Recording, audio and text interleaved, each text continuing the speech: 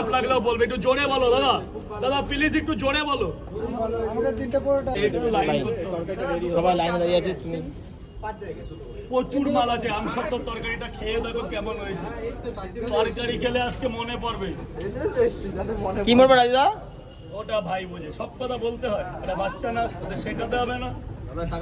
আমাদের আমাদের আমরা যখন এই বয়স ছিলাম, আমাদের ছোটরা বড়রা শেখাতো না। 60 টাকা, 10টা টাকা দাও শোনা, 10 টাকা তো খুচরা নাই। তাহলে পরে দিয়ে যাও, নাহলে অনলাইন করে দাও, যে কোনো একটা ডিসিশন বাঁচো।